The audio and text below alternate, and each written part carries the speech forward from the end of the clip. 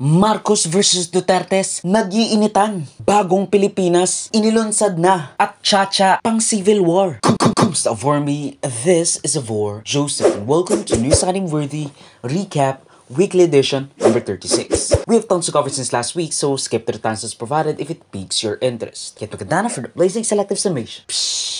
Here are some page news commentary for your convenience. Bagong Pilipinas campaign ni PBBM. Inilunsad na ng Administrasyong Marcos Jr. ang kanilang Bagong Pilipinas campaign na naglalayong pagandahin, baguhin, pabilisin at pagyamanin pa ang Pilipinas pati na ang mga serbisyo nito sa taong bayan sa Quirino Grandstand na pinangunahan ng ating Presidente Marcos Jr. kasama ang ating Vice Presidenteng si Sara Duterte na dinaluhan ng mahigit 400,000 ang dumulo sa nasabing kick-off rally ng Bagong Pilipinas ayon sa Manila Police District o MPD. Isinusulong din ito ang 8-point agenda ng Pangulo. Una rito ang infrastructure development, food security, digital transformation of the government, enterprise development, human capital development, accelerating climate action and strengthening disaster resilience, strategic directions on transitions to full devolution or like decentralization, and research and development and innovation. Tapos na ang kampanya. Nanalo na kayo at patuloy kayong nananalo.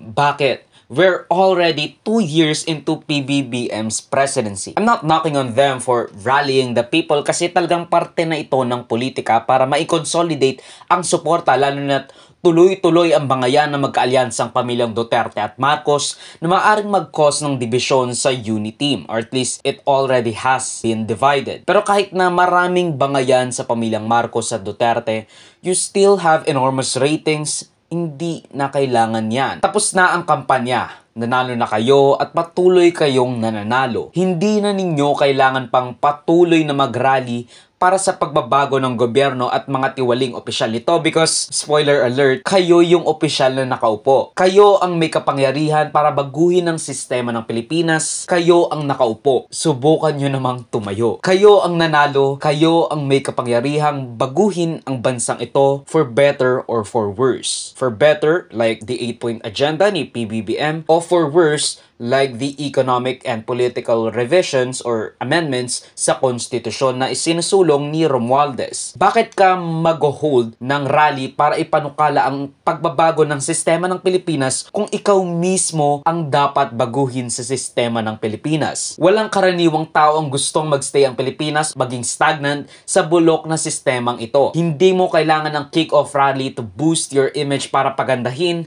baguhin, pabilisin at pagyamanin pa ang Pilipinas. It's in the palm of your hands. But if this kickoff rally does leave good changes, I'll support it through and through. But as of now, puro rhetoric lang naman without much concrete plan, lalo na kay VP Duterte at of course, President Marcos. It's just rhetoric at this point. At of course, titignan ko kung talagang may mangyayari. Pero as of now, walang-wala. Kung gusto niyo talagang baguhin, increase information, education, transparency, at investment sa ating mga mamamayan at hindi lang sa mga bulsa ng iilan, well, you have the power to do so because as of now, you have unilateral control of the Congress and probably even the Senate considering si Mig Zubiri, well, he's eager to gain your support. He's eager to have you on his side. Lalo na si Senator Amy Marcos at marami pang mga senador na, to be honest, dalawa lang ang oposisyon sa Senado. So, you have 22 other pursued or even allied senators. So, you can do whatever you want. Duterte holds rally against BBM at People's Initiative, Chacha. Nag-hold ng rally si dating Presidente Rodrigo Duterte sa Davao City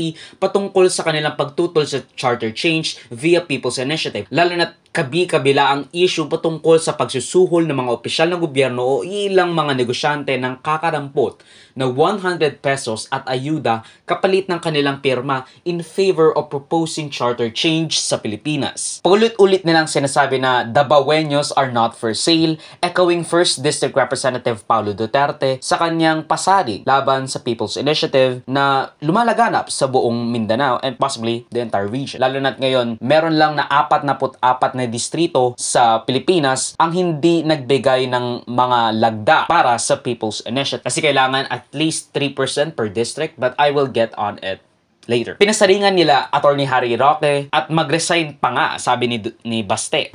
Mr. President, kung wala kay gugma o Kung wala kay aspirations sa imuhang nasod, resign. Mayor Sebastian Duterte at kanyang dating Executive Secretary Vico Rodriguez, si President Ferdinand Marcos Jr. na nagsasabing kanyang pinagsisisihan ang kanyang malaking kontribusyon sa pagkaka-elect ni PBBM. Nung tayo ay nagbuklod-buklod, nagsama-sama, ang ating tema ay unity. Ang tsatsaba, ang paglustay ng pera, ng kaban ng bansa, yan ba ay magdudulot sa atin ng pagkakaisa o pagkakawatak-watak? Pati na ang kanilang pagkadismaya sa paglalaganap ng di umano'y illegal na droga sa bansa, pati na ang peace talks with CPP, NPA, NDF, tulad ng ginawa ni VP Sara Duterte nung kanyang tutulan ang pagbibigay ng amnestiya sa mga dating rebelde ng ilang terrorist groups tulad ng MILF, MNLF, CPP, NPA, NDF, and that Alex something brigade. Now, may tatlong paraan upang baguhin ang saligang batas sa Pilipinas. Number one, we have the Constituent Assembly, which, according to Article 17 of the 1987 Philippine Constitution, kinakailangang bumoto ang House of Representatives at Senate separately with a 3/4 majority or around 75% sa House of Representatives at sa Senado upang amyendahan ang saligang batas. We also have Constitutional Convention, which is slightly more at ease sa pagpapagawa ng CONCON. According to Article 17 of the 1987 Philippine Constitution, kinakailangang bumoto ang House of Representatives at Senate, again, separately, but only with a 2/3 or 66.66% kung ikukumpara mo sa 75% ng Constituent Assembly. Kumbaga, itong 66.66% na mag-authorize sa kanilang paggawa ng convention para pag-usapan ang pag-amyenda sa saligang batas. When the proponents of the constitutional amendments ran the numbers, it said that it will cost the Philippine government a total of 14 billion to 28 billion pesos for a CONCON according to the National Economic and Development Authority o NEDA sa mga delegado at saka of course yung operating hours ng mga, again, delegado na iniimbita sa Constitutional Convention. Marami pang gusto na pag-isahin na lang ang boto ng House of Representatives at Senado, which goes to show you na gusto talaga nilang tanggalin sa picture yung Senado at of course yung kanilang vehement opposition sa charter change. Now, dahil ayaw ng Senado sa charter change, ito ang nakita ng mga proponent ng Chacha para mapalitan or at least mapilitang talakayin ng Senado ang charter change. Number 3, we have People's Initiative. Wala ito sa konstitusyon ng Pilipinas, ngunit nagkaroon ng legal way ang masa upang makapag-push ng referendum para sa pag-aamyenda ng kahit anong batas, budget, at even the Constitution itself. Basta magkaroon lang ng enough signatures to appeal to the government. Sa RA 6735, binibigyan ng kakayahan ang sambayanan para ihain sa Kongreso ang kanilang kagustuhang mag-amyenda by at least 12% ng mga registered voters sa buong bansa, at least 3% in all legislative districts. Kaya talagang nung tinanggal or pinush ng COMELEC na itigil ang pagbibilang at of course pagsasubmit, merong 44 na distrito sa Pilipinas ang hindi pumayag na magbigay ng signatures o mga perma para sa People's Initiative. Kaya hindi nila na-meet yung at least 3% in all legislative district clause sa RA 6735. Ang layo ng RA 6735 ay bigyan ng boses ang masa kung ang kanilang mga representante ay hindi gumagalaw ayon sa kanilang gusto, lalo na sa mga batas na ipinapanukala, napanukala at naipasa. Isinuspende rin ng COMELEC ang mga proseso o pagpoproseso ng mga pirma sa People's Initiative upang repasuhin ang nasabing implementing rules and regulation upang siguraduhin ang pagtahak ng landas sa pag-aamyenda ng saligang batas, kasi kahit anong allegations of malice done with regards to the People's Initiative, makokompromisa or makokompromise yung push for People's Initiative, lalo na't ngayon maraming nagsasabi na, of course, Ed Selagman at Kabataan Party List Representative na merong nagbibigay ng ayuda kapalit ng pirma. At of course, meron pa yung 100 piso per pirma. May sinasabi pang secession o pag-alis ng Mindanao sa Pilipinas na pinangungunahan ni former President Rodrigo Duterte, presumably because they're being quote-unquote persecuted and will be prosecuted by ICC or by the ICC or International Criminal Court o Court International Criminal Court. I don't know. Dahil sa kanyang patuloy na pasading sa nakaupong presidente. Of course, ayoko talagang ibigay si Duterte sa ICC. Kung gusto talagang makasuhan si Duterte, gawin nila of course, sa korte ng Pilipinas. And then only do they get to prosecute the former leader of the Philippines, kasi napaka-bad perception or bad look kung yung mga banyaga ang unang aaresto o magta-trial kay, again, former President Rodrigo Duterte. Nagsagutan pa nga ang dati at kasalukuyang presidente. Inakusahan ni FPRRD na sumisinghot si PBBM ng cocaine at ito'y nasa drug list ng PIDEA noong siya ang mayor ng Davao at baka siya'y matulad sa kanyang tatay. Pumapasok kayo ng alanganin. Mr. President, baka susunod ka sa dinaanan ng tatay mo. Although, is he saying na mapapatalsik siya sa kanyang posisyon? Drug addict ba si former President and dictator Ferdinand Marcos Sr.? At sinasabi rin niya na si First Lady Liza Marcos or Liza Araneta Marcos at Speaker Romualdez ang nagpapapit kay PBBM sa mga inisyatibong ito. That First Lady Liza Marcos or Liza Araneta Marcos is somehow the mastermind. And of course, I'm not discrediting women, but you know what? Probably. Samantalang pinabulaanan naman ito ng PIDEA at PNP with PBBM saying na baka fentanyl ang dahilan kung bakit nagsasalita ng ganyan ang dating presidente ng Pilipinas. Tudo sa statement ni President Duterte last night sa drugs and this initiative. And then urging you to resign. Resign po.